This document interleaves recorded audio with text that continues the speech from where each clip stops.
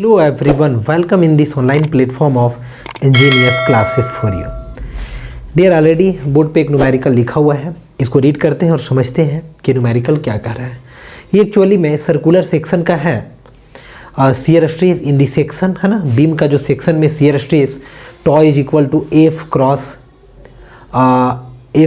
A Y bar divided by I into B. जो ये एक फार्मूला फेमस है फार्मूला, ऑलरेडी इसका डेरिवेशन आप स्ट्रेंथ ऑफ मटेरियल के प्लेलिस्ट में जाएंगे तो वहाँ से आपको मिलेगा, या फिर डिस्क्रिप्शन में जाएंगे वहाँ से भी आपको मिलेगा डियर। तो ये डेरिवेशन जो है ऑलरेडी कवर अप हो चुका है। इस न्यूमेरिकल को देखिए, वीडियो को उसके बिल्कुल भी बिना किए देखिए, आपको चीज़ें को बहुत ही सही से समझ में आएगा कि क्या न्यूमेरिकल कह रहा है। ए सर्कुलर बीम, यहीं से पता चल गया। देखिए सर्कुलर बीम लिखने का मतलब आपको क्रॉस सेक्शन लिखा हुआ रहे ना रहे, ये बीम का क्रॉस सेक्शन गिवन होता है ना, बीम का क्रॉस सेक्शन ही गिवन होता है, क्योंकि जो भी हम लोग फाइंड आउट करते हैं ना बीम का क्रॉस सेक्शन पे ही करते हैं। जैसे कि बेंडिंग स्ट्रेस का वैल्यू फाइंड आउट करते थे या फिर शियर स्ट्रेस का वैल्यू फाइंड आउट करते हैं बीम के सेक्शन पे ही। तो ये circular beam of 100 mm diameter, उसका डायमीटर कितना है ऑब्वियस है, देखिए सर्कुलर सेक्शन है 100 mm diameter, is subjected to a shear force of 5 kN। उस पर ना उस क्रॉस सेक्शन पे एक शियर फोर्स लग रहा है। शियर फोर्स क्या होता है, क्रॉस सेक्शन के पैरेलल होता है या फिर क्रॉस सेक्शन के टेंजेंशियल होता है। जैसे ये एक मान लीजिए बीम है, तो इस बीम का क्रॉस सेक्शन ये होगा सर्कुलर, देखिए सामने से, तो इस पे इस तरीके से एक्ट करेगा, पैरेलली एक्ट करेगा। तो निकालना है एवरेज शियर स्ट्रेस कितना होगा, मैक्सिमम शियर स्ट्रेस कितना होगा, और shear stress eight A distance of 40 mm from neutral axis, neutral axis से 40 mm पे कितना होगा। बहुत ही आसान सा क्वेश्चन है, ये समझते हैं चीज़ों को। सबसे पहले ये आपका हो गया, ये आपका क्रॉस सेक्शन हो गया है ना सर्कुलर, तो इसी का डायमीटर वगैरह दिया हुआ है। अब ऑब्वियस है कि इसका जो न्यूट्रल एक्सिस होगा और न्यूट्रल एक्सिस के लिए आपका सी जी से ही पास करेगा, यानी यही इसका न्यूट्रल एक्सिस होगा। तो एक जो पूछा है ना 40 mm कहने का मतलब इसका बात किया है कि मान लीजिए यहाँ से ये हो गया, ठीक है, यहाँ से सपोज कीजिए ये है आपका 40 mm, ये है y का वैल्यू। तो ऑब्वियस है ये जो ऊपर का एरिया जो आपको दिख रहा है एबव 40 mm का, तो इसका कहीं ना कहीं इस एरिया का भी CG होगा, तो इसको बोलेंगे y बार। तो ये ऊपर वाला जो 40 mm के ऊपर है ना, 40 mm के ऊपर, तो 40 mm डिस्टेंस पे कहने का मतलब मान लीजिए इसका हम A नाम दिए और इसका नाम B दिए है ना, या फिर ए बी सही नहीं रहेगा, ये चूंकि ए का मतलब एरिया होगा, पी और क्यू है नाम सपोज कीजिए पी क्यू है, तो पी क्यू सेक्शन पे निकालना है, पी क्यू पे कितना शियर स्ट्रेस का वैल्यू होगा थर्ड पॉइंट में निकालना है। फर्स्ट पॉइंट में तो नॉर्मली एवरेज शियर स्ट्रेस निकालना है, तो चलिए फर्स्ट पॉइंट से स्टार्ट करते हैं। एवरेज शियर स्ट्रेस यानी टॉ ए भी जी, एवरेज शियर स्ट्रेस क्या होता है, तो शियर फोर्स होगा डिवाइडेड बाय शियर एरिया, ठीक है। तो shear force how much, shear force आपका दिया हुआ 5 kN यानी 5 × 10⁻³ ये शियर फोर्स। शियरिंग एरिया कितना होगा, शियरिंग एरिया कहने का मतलब ये पूरा क्रॉस सेक्शन का एरिया तो कितना होता है आप जानते हैं, π/4 डायमीटर का स्क्वायर होता है, तो यहाँ से होगा 5 × 10⁻³ डिवाइडेड बाई π/4 है ना, π/4 डायमीटर 100 दिया हुआ है, तो 100 का क्या होगा स्क्वायर होगा, तो जो भी वैल्यू आएगा वो आपका आ जाएगा एवरेज का वैल्यू। बी में निकालेंगे मैक्सिमम, आप जानते होंगे तो इसीलिए यहाँ पे लिखना पड़ेगा वी नो, चूँकि ऑलरेडी जो है ना ये सब लेक्चर कवर अप कर चुके हैं कि मैक्सिमम शियर स्ट्रेस का वैल्यू जो होता है सर्कुलर में कितना होता है, रेक्टेंगुलर में कितना होता है ना, तो मैक्सिमम का वैल्यू होता है 4/3 टॉ ए भी जी होता है। तो यहाँ से देखिए 4/3 इंटू कर देंगे टॉ एवरेज का वैल्यू, तो टॉ एवरेज का वैल्यू कितना होगा इसको कैलकुलेट करते हैं, कैलकुलेटर से, साइंटिफिक कैलकुलेटर से जल्दी से कैलकुलेट करते हैं कितना होगा जरा देखिए। 5 × 10⁻³ इंटू 4 भी करेंगे, 4 ऊपर चला जाएगा और नीचे बचेगा पाई इंटू है ना, पाई इंटू 100 का क्या स्क्वायर। तो ये जो वैल्यू आएगा ना ये आता है 0.6366 अप्रॉक्स यदि बात करें तो 0.64 न्यूटन पर mm स्क्वायर आता है, न्यूटन पर mm स्क्वायर आता है डियर।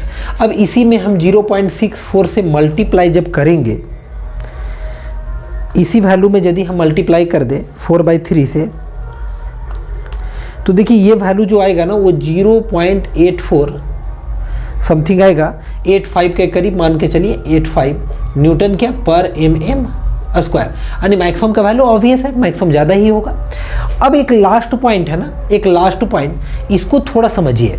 ये लास्ट पॉइंट वाला जो है, इस पे आप यदि मेथड से चलेंगे, एक क्या कहते हैं जनरल तरीके से, तो आपको थोड़ा सा ना लेंदी जैसा लगेगा, क्योंकि इंटीग्रेशन वगैरह का सहारा लेना पड़ेगा। क्योंकि डियर PQ सेक्शन पे निकालना है, तो PQ के एबव जो एरिया ये गिवन नहीं है, उस एरिया का रिक्वायरमेंट होगा, और साथ ही साथ आपको वाई बार का रिक्वायरमेंट होगा। इन दो जो है चीज़ें, इसका ज़रूरत पड़ेगा, और साथ ही साथ P से Q का जो डिस्टेंस है उसका भी रिक्वायरमेंट होगा। थोड़ा सा चीज़ें को आपको डेरिवेशन टाइप का करना पड़ेगा, है ना। आप ऐसे भी ऑलरेडी हम डेरिवेशन कर चुके हैं, तो आप उस तरीके से कर सकते हैं। यहाँ से भी मान लीजिए ये क्या होगा, यहाँ से यहाँ भी R होगा ना, ये तो R ही होगा, यहाँ से यहाँ इसको Y मान लिए, तो PQ का आधा, PQ का आधा, PQ क्या होगा, PQ जो होगा PQ का आधा का डबल होगा, ऑब्वियस है।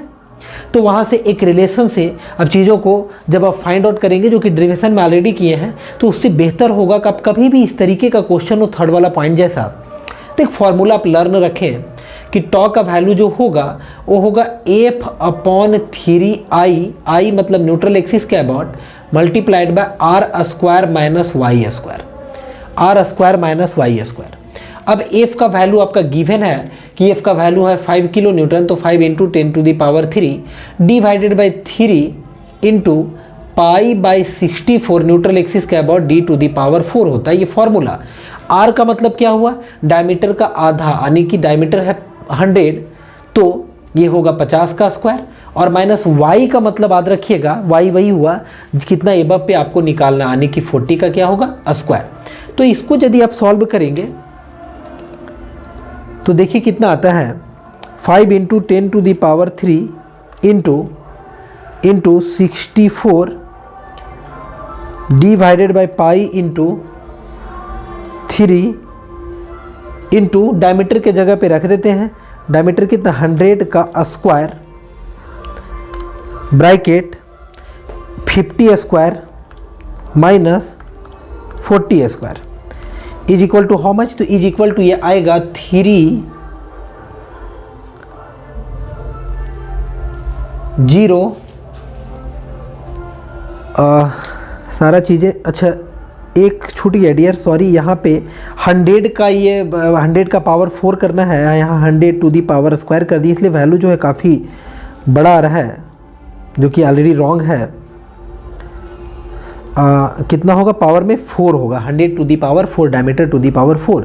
ये वैल्यू देखिए कितना आ रहा है, 0.306 एक अप्रॉक्स वैल्यू न्यूटन पर mm स्क्वायर।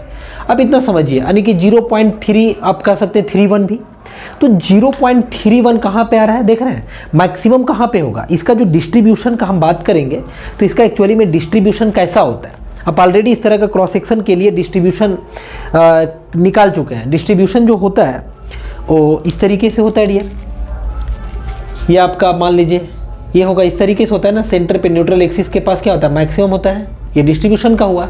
तो यहाँ तो मैक्सिमम होगा, तो मैक्सिमम का वैल्यू कितना है, 0.85 है ना, मैक्सिमम का वैल्यू आप देख पा रहे हैं।